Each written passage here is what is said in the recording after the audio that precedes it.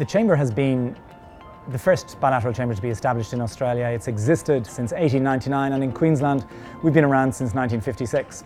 So we know Australia. We know the DNA of France as well. So in terms of connecting businesses, if you're interested in doing business with a French company in Australia or looking to export your products or establish your business in France, we tend to have the relationships. The Chamber's composition in Queensland, in terms of its company members, is 45% French companies. That begs the question, who are the rest? Well, the rest are 40% Australians and about 15% then of the rest. So we've got probably some Irish companies in there. We certainly have some Canadians and Americans and some of the big international law firms, accounting firms that it's difficult to put a domicile on them. So we bring together different parts of the community in a way that is very open and we think very accessible.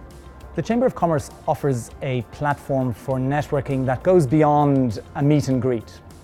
The Chamber offers services around trade, for example, and like many organisations where the member is at the centre of what you do, the more you put in and the more you engage with us, the more you will get out of it. So I guess the value that the Chamber offers to our members is really, in many ways it mirrors what the member wants. So talk to us about your plans, tell us what you want to do.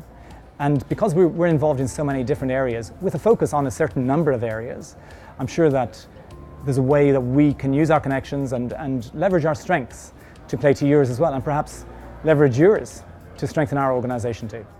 Today's forum, and it's the first time we've run this forum in Queensland, is very significant. It's significant in two distinct ways, and that's two different stakeholder groups. One stakeholder group is our businesses and our members, and in fact when we look at the attendance of today, it's a great mix of members and non-members. So I think what we've done for the networking platform is to strengthen it and to offer diversity to the existing members by potentially bringing in new members. The other big stakeholder group, and it's a very important stakeholder group for us and for our member businesses, is engaging with government. So today we've had representatives from the City of Brisbane, from the State of Queensland, and from the Commonwealth Government. So we've had an opportunity to portray some of the strengths of the French companies that are in our network, the Australian startups that are in our network as well, and demonstrate that to our stakeholders across the spectrum.